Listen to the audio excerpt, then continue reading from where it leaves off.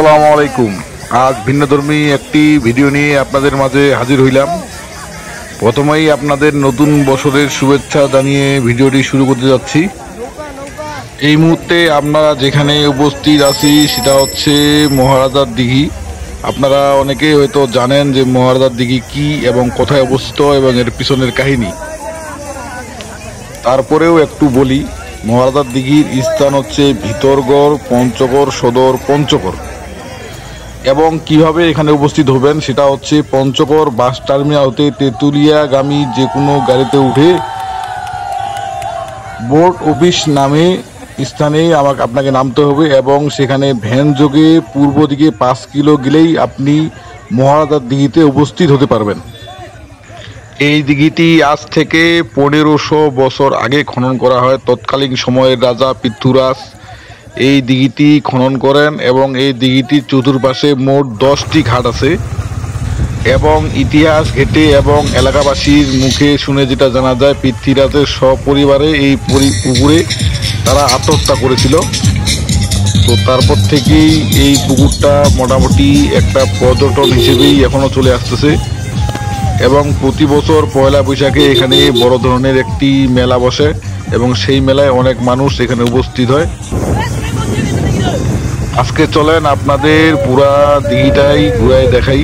মূলত এই দিঘিটা অনেক বড়, মোটামুটি আপনার প্রায় 54.5 একর জমি নিয়ে অবস্থিত এবং এর যে চতুর্পাশে ঘাটগুলো আছে ঘাটগুলো প্রায় 20 ফিট উঁচা।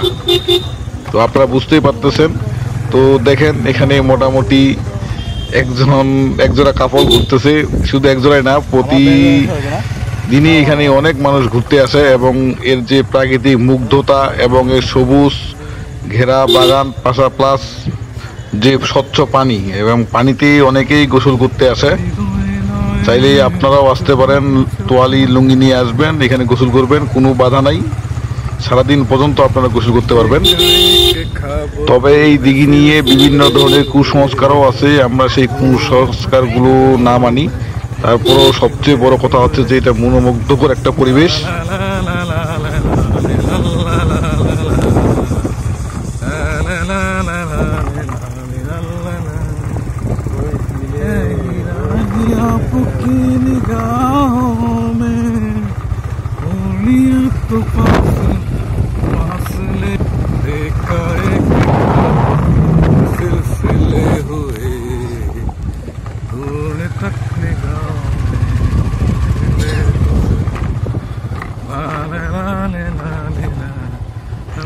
আপনারা যদি এখানে আসেনও তাহলে এখানকার যে মনোমুগ্ধকর একটা পরিবেশ, চতুর্দিকে সবুজ, মাঝখানে অথই জল, এখানে আপনার মন টিকে যাবে, সহজে আপনারা যাইতে চাইবেন না।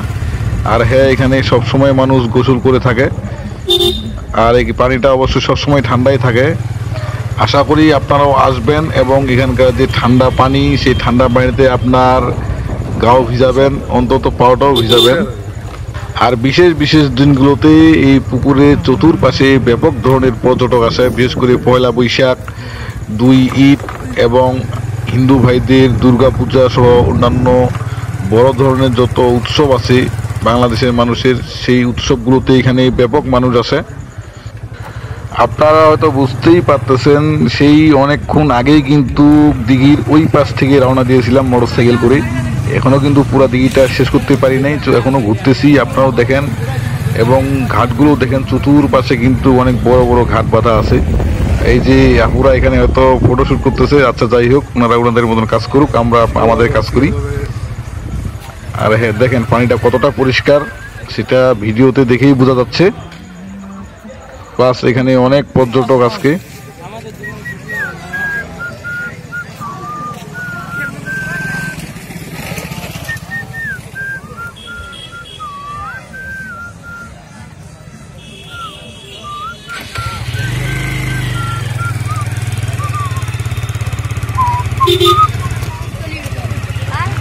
মোটামুটি দিঘিটা পুরোটাই পাড়ি দেওয়া শেষের পথেই আমরা ওই যে চলে আসছি। দেখেন এখানে এক ভাই ক্যামেরা নিয়ে আসছে, উনি হয়তো পুরো দিঘিটাই ভিডিও করতেছে। আচ্ছা, যাই হোক, এই যে সামনেই পুরো মেলাটা লাগছে, এখানেই মেলা লাগে এবং পাশাপাশি অপর পাশে আরেকটা জায়গা আছে, সেখানেও মেলা লাগে এবং এই মেলায় কোনো সময় ভারত থেকেও পর্যটক আসে। তো এবারে আসে নাই, তবে আমরা সেটা বলতেছি না, আমরা বলতেছি যে এই মহারাজার দিঘি আসলেই একটি মনোমুগ্ধকর পরিবেশ এবং এই দিঘির পাশেই কিন্তু হচ্ছে ভারত। তো আপনারা যারা এখানে আসতে ইচ্ছুক অবশ্যই আপনারা আসতে পারেন। পঞ্চগড় থেকে যে কোনো অটো ভাড়া করলেও আসতে পারবেন। তো এই মুহূর্তে যেই ভিডিওটা আপনাদেরকে দেখাচ্ছি সেটা হচ্ছে পঞ্চগড় রেলওয়ে স্টেশন। নাম পরিবর্তনের সাথে সাথে স্টেশনের রূপটাও পরিবর্তন হয়ে গেছে। দেখেন এখানে ফুলের বাগান এবং ঝর্ণা দেওয়া হয়েছে। এখানে বিকালবেলা অনেক মানুষ আসে, ছবি তুলে, ভিডিও করে। তো সেই সুবাদে পয়লা বৈশাখ উপলক্ষে আজকে আমিও আসলাম এখানে। এই জায়গাটা মনোমুগ্ধকর যে পরিবেশটা, এটা ক্যামেরাবন্দি করতেছি এবং এটা একটা নতুন চমক স্টেশনের জন্য, যেটা এর আগে ছিল না। এটা নতুনভাবে কাজ করা হয়েছে এবং পাশাপাশি যে ওই যে দূরে একটু দেখতে পাচ্ছেন, হ্যাঁ এটাই হচ্ছে গেট, মূল গেট স্টেশনের।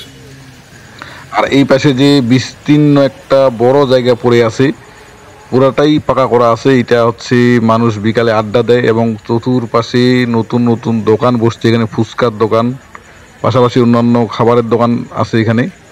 আপনারা যারা আসবেন অবশ্যই এইগুলো জায়গাতে ঘুরবেন, বিশেষ করে স্টেশন, মহারাজার দিঘি, কাজী অ্যান্ড কাজিতি,